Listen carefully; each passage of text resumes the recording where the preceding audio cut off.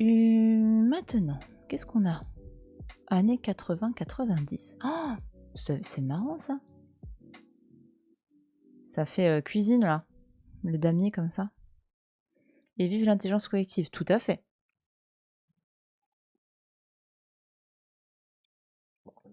Tout à fait, tout à fait. Vive l'intelligence collective. Complètement. Alors, donc là, on est 80-90. Alors, ah, ça pour moi, c'est encore plus moderne. J'aurais dit celle-là. Ah non. Ok, autant pour moi. Oh, mais ça fait trop japonais, ça. Trouve pas? Enfin, je trouve que ça fait japonais. Je trouve que c'est pas japonais du tout. C'est pas grave. Je sais que vous pardonnerez. Eh, Shiro Kuramata. Zbim. Chais. Ah, c'est marrant. Ah, les petits poissons. Oh, ça, c'est dégueulasse. Ça, c'est des petits poissons qu'on mange au Japon. Je trouve ça dégueulasse. Parce que quand tu les manges, ils sont complets. Enfin, en fait, c'est tout petit. C'est vraiment, c'est minuscule, ces trucs-là. Et j'en ai mangé... En fait, je me rappelle le jour, ça m'a le plus dégoûté. Et là je fais mon moment de mondanité.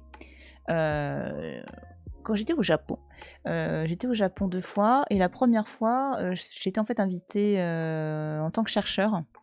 Les yeux croques sous la dent. Non, mais t'as une sensation bizarre. Donc, est-ce qu'il n'y a pas un truc mental J'ai un très mauvais souvenir de ce truc-là. Je trouve qu'en texture, c'est dégueulasse. Et même en goût, il y a pas. Finalement, c'est pas bon. Voilà. Bref, je comprends pas. Est-ce que c'est une potion magique sous la forme de poisson? Je sais pas.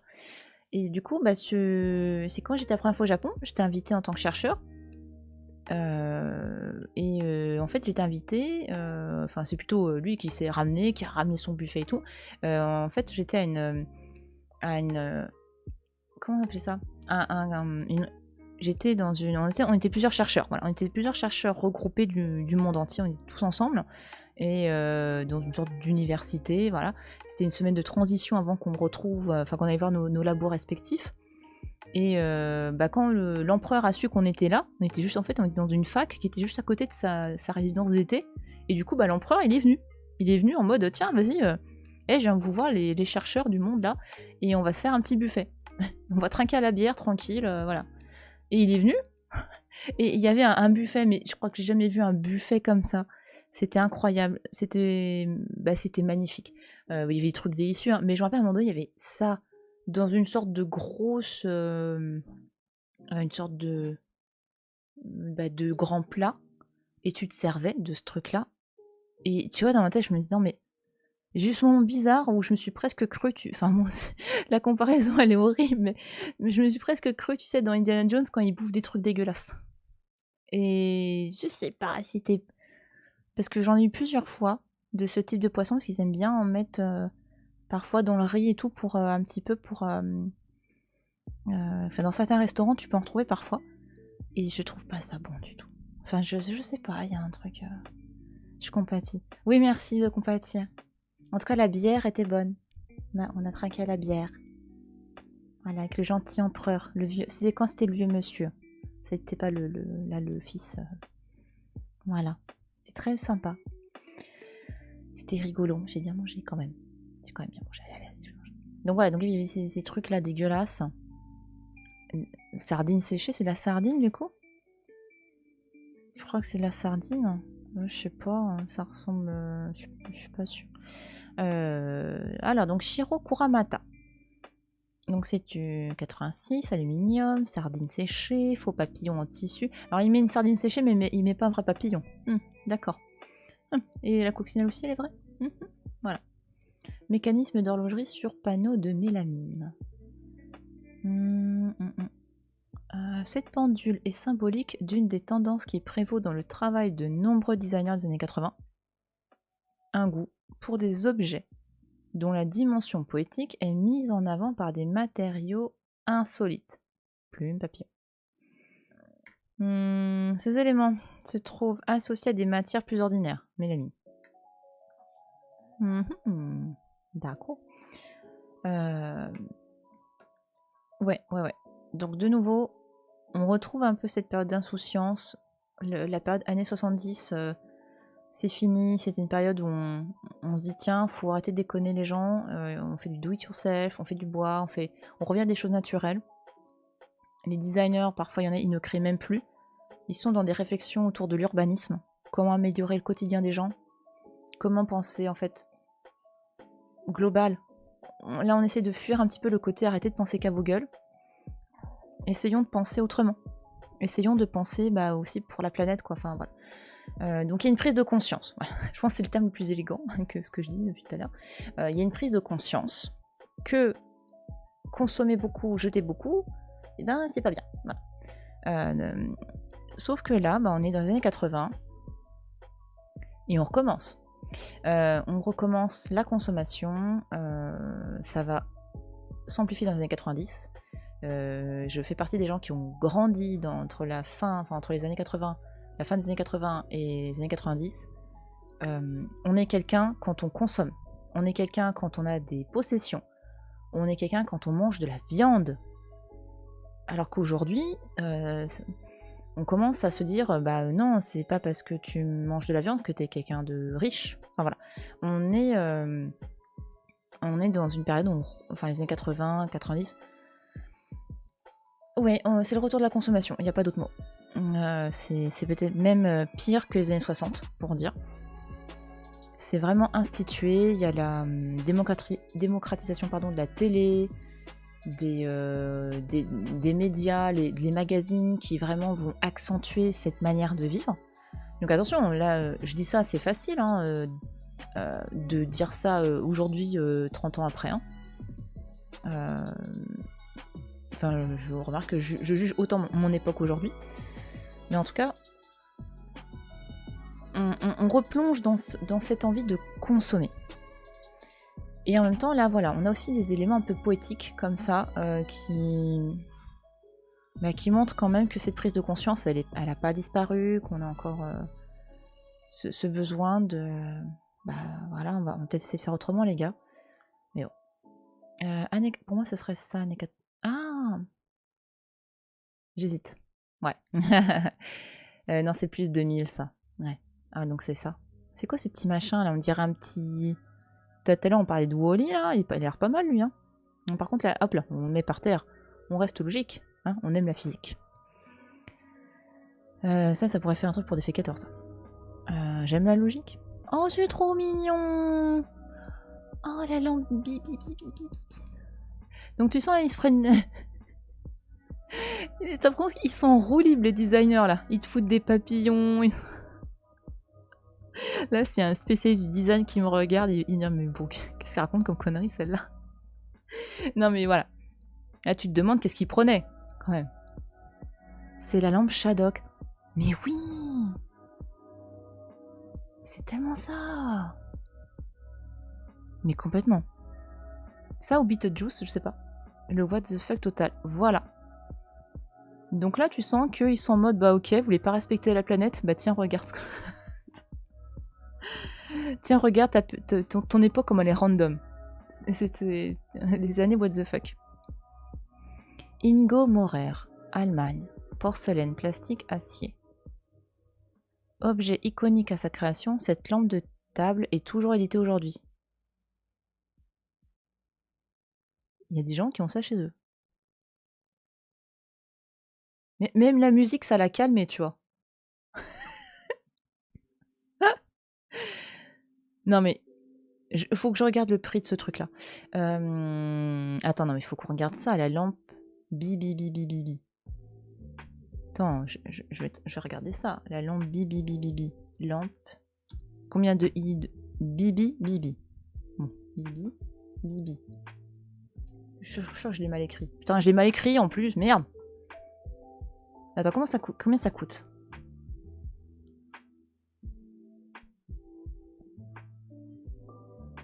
Tu veux savoir le prix?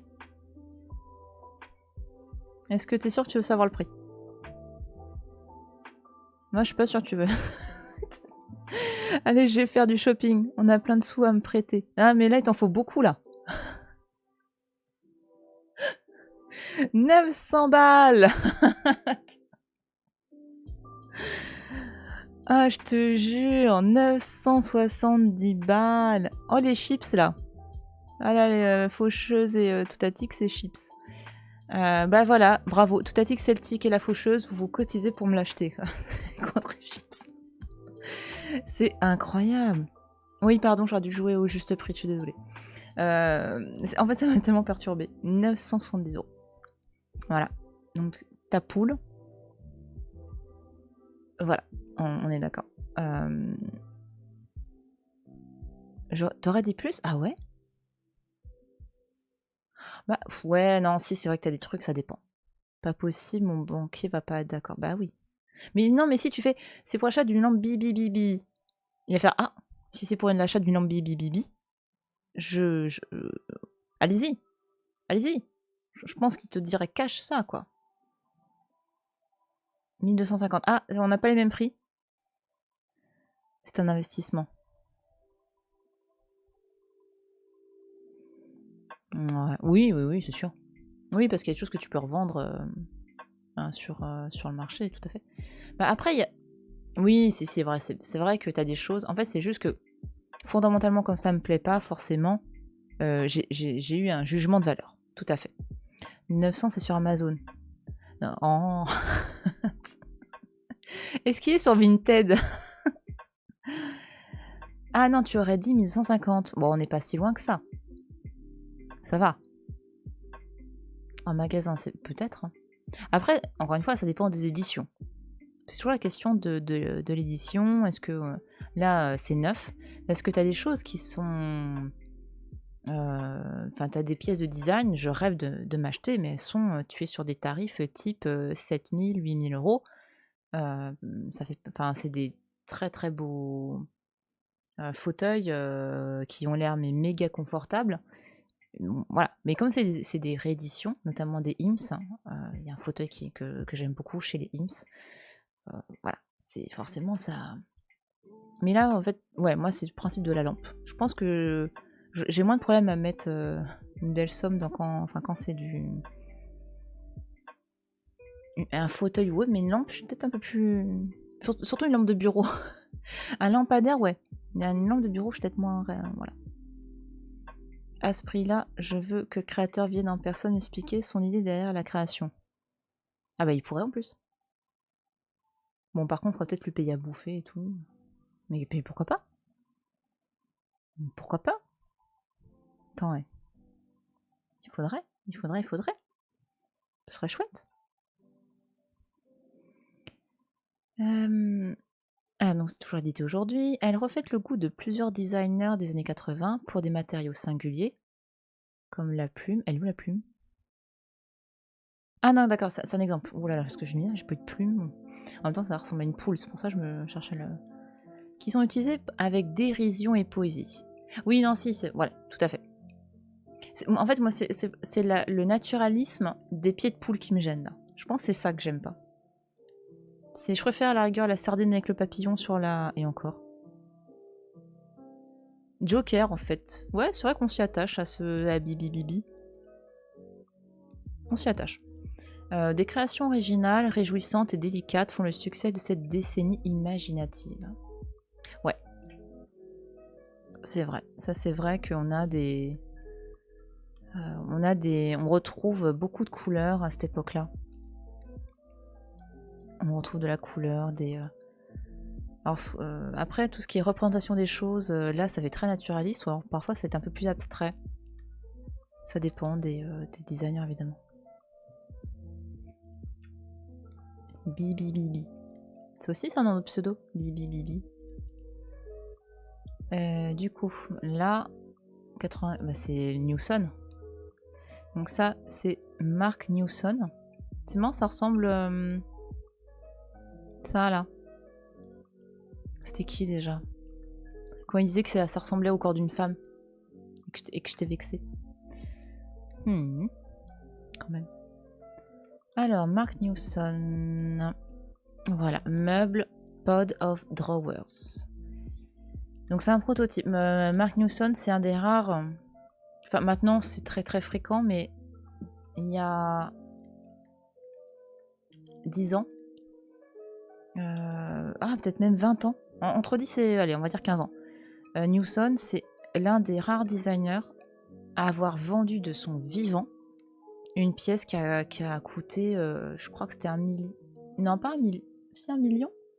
Je sais plus. Mais en tout cas, quelqu'un qui a atteint une somme incroyable et impensable pour un designer vivant. Ça, c'est. Et là, à ce moment-là, on a assisté à quelque chose de complètement nouveau, alors qu'avant, c'était des designers décédés, des gens comme Prouvé ou autres qui commençaient à atteindre des prix importants sur le marché de l'art. Mais Newson, c'est l'un des premiers à vraiment de son vivant, et ce qui a étonné beaucoup, en fait, parce qu'on dit, tiens, c'est un meuble, quoi. Enfin, de se dire qu'on a été capable de dépasser une somme astronomique pour un meuble. Donc là, on a... Ah oui, ce que Newson aimait bien faire, c'était des prototypes avec des matériaux très fragiles. Comme là, voilà, feuilles d'aluminium rivetées sur bois, fibres de verre. Donc très très fragile. Alors, les designers des années 80 s'autorisent une certaine liberté dans leur création. Ce meuble est à la fois un hommage aux chiffonniers anthropomorphes Ah oui, André Groot, nous sommes Groot. Donc on a vu pour la période Art déco. Et une démonstration de la sophistication de l'agencement des plaques d'aluminium martelées à la main et rivetées. Oui. Oui, si, c'est vrai. D'accord. Donc, ouais. Oui, c'est vrai que c'est assez sophistiqué, c'est vrai, tout à fait. C'est vrai, c'est vrai. Donc c'est marrant, hein. Là on voit l'héritage de cet art déco, c'est assez impressionnant.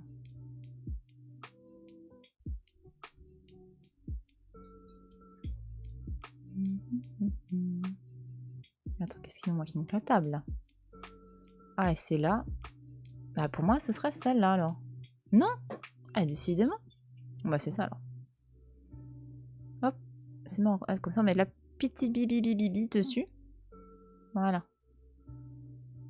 Hop, c'est de qui ça? Sylvain Dubuisson. Bureau 1989, modèle appartement. C'est le bureau 1989, mais il a été fait... Je déconne. Fait en 91, bah bravo. Non, parce que tu peux avoir plusieurs éditions. Enfin, un meuble, tu peux l'éditer et le rééditer plus ou moins sous la même forme ou sous des couleurs différentes. Ouais, donc on aime bien donner parfois l'année à ça. Une écriture plastique contemporaine et rigoureuse alliée à une dimension poétique et un grand raffinement sont emblématiques du design savant et sophistiqué qu'on peut trouver dans les années 80. Ah, c'est une grosse phrase. Avec des personnalités comme Sylvain Dubuisson. Ce bureau à la forme elliptique et recouvert de parchemin apparaît comme un acte de virtuosité. J'aurais peur qu'il me tombe sur les genoux ce bureau. Ouais. Ouais. C'est vrai qu'il a ce côté très déstabilisant. Non, je pense que c'est voulu. Et c'est pour ça que là, plus que de le principe de poésie, j'aurais plus mis en avant l'aspect... dans les années 80, c'est pour ça qu'on parlait de Newson avec qui utilisait des matériaux un peu étranges, très fragiles. Les années 80 et surtout 90, on adore faire du prototypage, on adore tester des matériaux qui sont pas censés être résistants. Donc du coup, on n'est pas sur du mobilier qui sert forcément à quelque chose. Donc en gros, c'est même plus du design dans le sens où c'est pas un mobilier qu'on peut utiliser. On est entre la sculpture, l'art et le design, ça mélange de tout ça. Mais par contre, il y a plus ce côté déstabilisant. Enfin, moi, c'est ça que je trouve important dans les années 80-90 dans le mobilier. C'est très déstabilisant. Et c'est clairement fait exprès. Mais ouais, c'est vrai que j'aurais peur que ça... j'aurais peur que ça tombe aussi, c'est clair.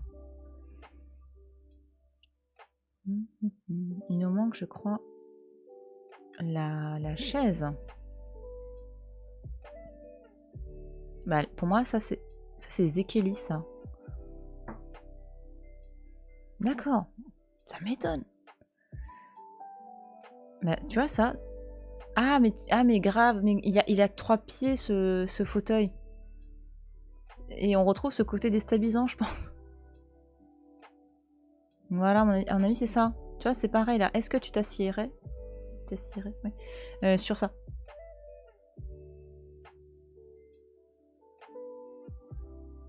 C'est de... Ah, c'est de Stark. Donc Stark a un très très grand nom du design. Hein, qui a fait beaucoup de choses. Pas sûr. Bah ouais, tu vois, pareil. Il y a un côté déstabilisant. Tube de métal peint, multiplié, moulé, cuir. Ce fauteuil tripode incarne, au-delà de la fonction et du confort, l'esthétique néo-moderne des années 80. Comme un écho au fauteuil club traditionnel, il a été créé pour le café Coste à Paris, grand café populaire qui devient vite un haut lieu de rassemblement de la jeunesse chic et branchée et dont l'aménagement a été confié à Philippe Stark, une des plus grandes figures du design contemporain. Dont une armure alimentée par un cœur énergétique. Non, c'est pas lui. Mais c'est vrai que c'est un nom qui claque, Stark. J'avoue. C'est un nom incroyable. C'est un nom qui en impose. Stark, le designer, lui, il en impose, c'est quand il fait des conférences en anglais. Il a un accent français incroyable. C'est... J'admire parce qu'il parle très très bien anglais. Mais il a un accent... Ah là là, il incarne la France, lui. Hein. C'est assez incroyable. Et oups, mauvais univers. Ils ont des noms marvelous, ces gens-là. Mais oui, tout à fait. En plus, Stark, on retrouve un peu le même... peut-être pas le même état d'esprit, mais c'est quelqu'un qui a une très grande assurance, il sait ce qu'il fait, enfin c'est même là, voilà, on parle de figure emblématique, lui c'est vraiment le mot star qu'on peut employer pour lui, hein, et, pour le coup c'est vraiment une star du design. Hein. Hop. Mais c'est vrai qu'elle est très perturbante cette période-là. Hein. Tu dis, est-ce que je peux me poser mes miches là? Est-ce que je peux écrire un truc là? L'heure, je vois pas très bien quelle heure il y a une sardine dessus. Le meuble à slip, je sais même pas si je peux mettre des trucs sinon ça va tomber. Et il y a Bibi Bibi qui essaie de me parler. Là, je pense qu'on est bon pour un bon trip là. Ah la vache, ouais. Ouais, années 80-90, c'est rigolo. Hein. Mais bon. Allez, années 2000-2020. Ah, non, chez moi, c'est pas comme ça. Je sais pas où vous vivez, les gens, mais... J'aurais plus mis du mur blanc. Mais je trouve que depuis les années 2000, on est sur une volonté hygiéniste des intérieurs, c'est le mur blanc par excellence. Oh mais on est d'accord. Ah toi t'as un appartement... Ah excuse-moi, je pense... T'as un appartement comme ça. En même temps c'est vrai que toi t'as des skis maintenant. On n'est plus dans le même univers. Bah oui, non mais on peut pas, voilà. Élise, je suis désolée, mais on n'est plus du même monde, Élise. C'est fini. Alors tu vas à Courchevel, c'est... La peau. Donc bon, là, normalement, c'est... Allez, c'est là. Non, c'est bon. Allez, hop. Hop. C'est marrant, ce truc-là. On va le mettre là. Oula, tiens. J'ai des plantes sur mes murs, mais c'est pas moi qui les ai mises. Ouais, c'est ça, ouais. Oui, c'est ton jardinier personnel, c'est ça? Elles se sont développées seules. Ouh là là. Alors là, faut que tu rentres la boîte de Jumanji, faut que tu la fermes, la boîte de Jumanji, parce que là, si t'as des plantes qui commencent à pousser au plafond, fais attention. Ah, attention. Ça compte. Les skis, oui. Mais les plantes qui poussent toutes seules, je sais pas. Vérifie, est-ce qu'elles se fument ou pas tes plantes? Par contre, si elles commencent à jeter à t'envoyer des flèches empoisonnées, je te dis, ferme la boîte de Jumanji. Là, ça devient risqué. C'est pas la... Martin Bass. Horloge Grandfather Clock. Voilà, tu sens là le poids du passé, le poids des histoires du grand-père, tu le sens ça? Alors, MDF. Ça aurait pu être what the fuck. Real Time est une série de vidéos. Ah oui, c'est de la vidéo. Ah non, il y a du monde derrière.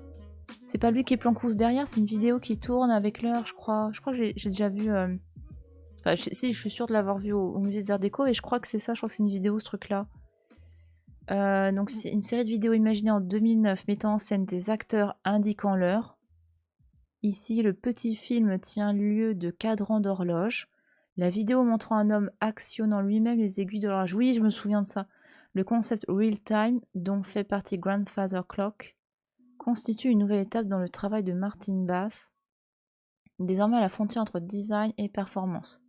Il est caractéristique de cette voie nouvelle que prend le design dans les années 2000, une conception du design s'ouvrant à d'autres disciplines et non plus spécifiquement tournée vers l'objet.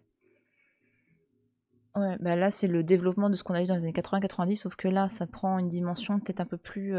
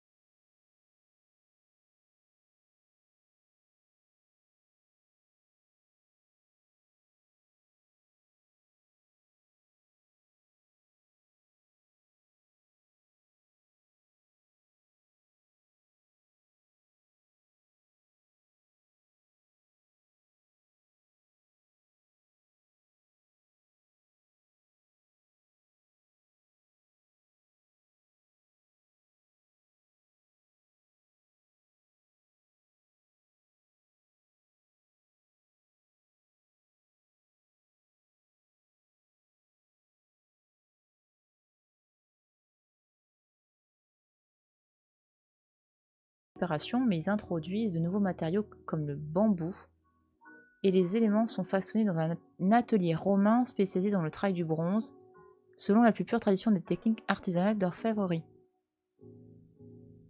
Ouais, mais après, le bambou, c'est pas si nouveau que ça. Hein. Pour le coup, vraiment, on avait pas mal de...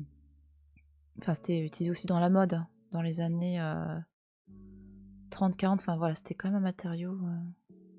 Enfin, ils reviennent sur le devant, parce que le bronze, pareil, hein, c'est pas nouveau comme matériau. Ouais, c'est marrant. Et ça me fait penser aussi, dans les années 2000-2020, donc ils se reposent la question un peu de la pollution, de ces choses-là, le mobilier, à quoi il doit servir. Donc on le re-questionne beaucoup, le mobilier. Et le design, c'est aussi des œuvres d'art à part entière maintenant. Les loupiotes. Oui, alors celui-là, si vous baladez, dès que vous croisez notamment une boutique de design, une galerie design, ça en général vous l'avez accroché, quoi, enfin suspendu au mur, allumé. Aujourd'hui, c'est une pièce hyper emblématique du design, donc Vertigo, voilà, donc de Constance Guisset. Édition Petite Friture. Oh, c'est trop mignon comme nom d'édition.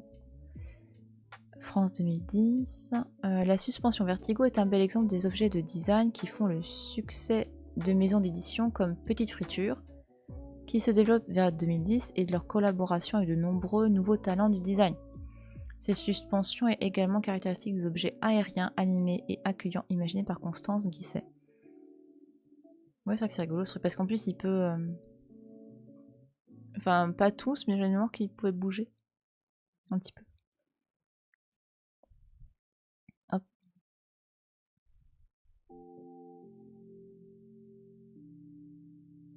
Ah non, ça j'ai déjà fait, pardon. Donc hop. Mais ça, pour moi, c'est marrant parce que ça fait penser à Zekeli. Mais c'est pas lui?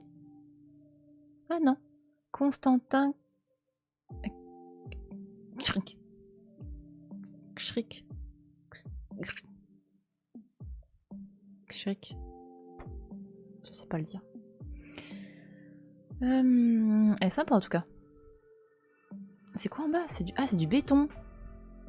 Ah oui, donc c'est à la fois lourd et pas lourd. C'est ça, à mon avis, c'est le discours... Enfin, c'est le dialogue entre une base très très lourde et quelque chose de très léger. Chair 1. Non, Chair _1. Oh, incroyable. Donc ça fait partie des pièces de design qui au début du XXIe siècle se distinguent par l'emploi de matériaux inhabituels, tu m'étonnes, dans le domaine du mobilier.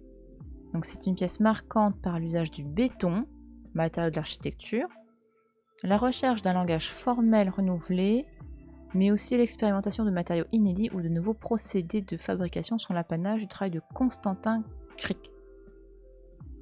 Schrick. Il s'appelle Schrick.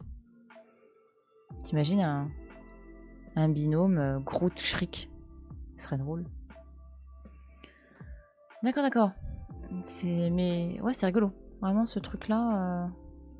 Parce que là-dessus, ouais, en même temps, tu pourrais t'asseoir et t'aurais peur que ça lâche un petit peu.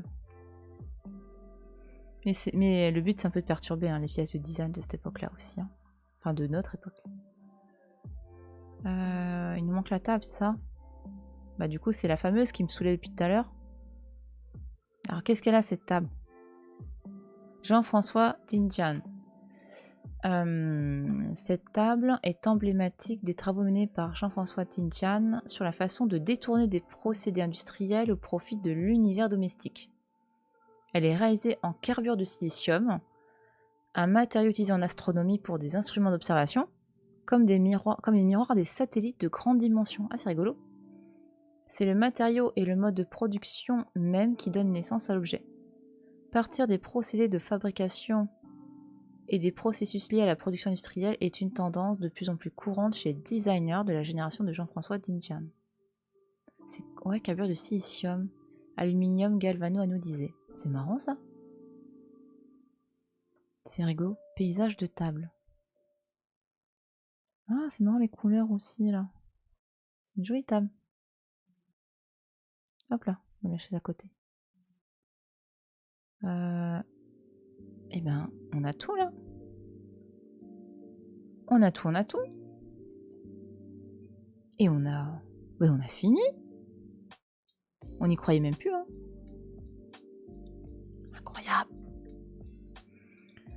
Incroyable, incroyable. Donc ouais, non, vraiment. Après, j'ai pas testé les autres modes, mais... Oh, par exemple, voilà. Si on fait du freestyle... Là, l'idée, c'est de... Tu fais ce que tu veux, tu vois. Si t'as envie de mélanger toutes les périodes et tout, tu te fais plaisir. Voilà, hop, hop, hop. Ce qui est intéressant quand tu veux... Remarque, ça peut être efficace aussi pour des architectes d'intérieur, des décorateurs d'intérieur. Putain, là, je te fais un petit mélange. Ça peut être rigolo. Pour leur montrer, regarde. Regarde, ça c'est tout. Allez, vas-y, lâche-toi. Toi, t'as des goûts de chiottes, laisse-moi. Mais non, c'est rigolo. Comme ça te permet de faire comme tu le sens ton... Enfin, un mélange de choses qui te semblent pertinentes ensemble. C'est rigolo, comme tout. Voilà. Donc voilà. Donc ouais, un jeu fortement sympathique. C'est un jeu sympa, mais en tout cas, ouais, c'était vraiment une Enfin, pour moi, c'est une expérience à double titre intéressante parce qu'en plus, comme c'est voilà, c'est un sujet que j'aime, bon, même si voilà, ça arrive de faire des petites erreurs et tout, c'est rigolo, c'est plaisant, et puis il y a cette dimension ludique et tout. Ouais, vraiment. Enfin, et donc pour tout ce qui est histoire du mobilier, des arts décoratifs, c'est un outil franchement sympa. Et bah moi, en plus, je pense que c'est quelque chose que j'utiliserais pour mes cours d'histoire du luxe et tout, ça peut être sympa. Donc ouais, vraiment, pour le coup, une belle... franchement, je trouve que c'est un site, enfin c'est un jeu intéressant. C'était... hop là, je remets l'accueil. Bon, là aussi, hein. Là, un petit... là, hein, je mettrais vraiment des images de top qualité aussi ici. La relou. Pour vraiment, parce qu'en plus, comme... enfin, des images de qualité, et je ferai peut-être attention, parce que là, ça va, mais je crois qu'il y a un truc, il y a une pièce, elle bouffe le texte là. Donc, faire... voilà. Mais sinon, en soi, c'est un bel outil. GG les arts déco. Ouais, bah ouais. Et la suite, je veux la suite. Maintenant, je veux pareil, mais avec la porcelaine. Non mais, hein, on commence, on finit. On fait les jeux pour autre chose. Là, voilà, regarde. Tu vois, ça, c'est... T'as le texte là-haut qui est bouffé, là. Voilà. Puis, ouais, surtout... Enfin, autant que le texte soit bouffé, bon, allez, why not. Mais surtout que les images, elles sont pas de top qualité. C'est ça, le truc un petit peu gênant, je trouve, là. Hein, mais vous sentez, à chaque fois que je chipote, hein. On va passer commande. Ah ouais, toi, tu veux la lampe bibi bibi bibi, hein. C'est ça, le bail. C'est ce que tu veux, bibi bibi bibi.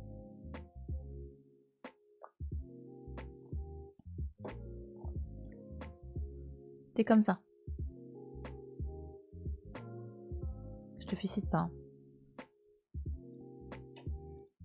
Bon, après, tu sais pas quoi m'offrir à Noël. Hein. Moi, je la veux bien, la lampe bibi bibi bibi. Comme ça, je la renvoie. La pourriture. Non, franchement, elle est rigolote. Parle avec Lunarchéos, je suis pas sûre qu'ils soient super d'accord. Mais oui, il faut.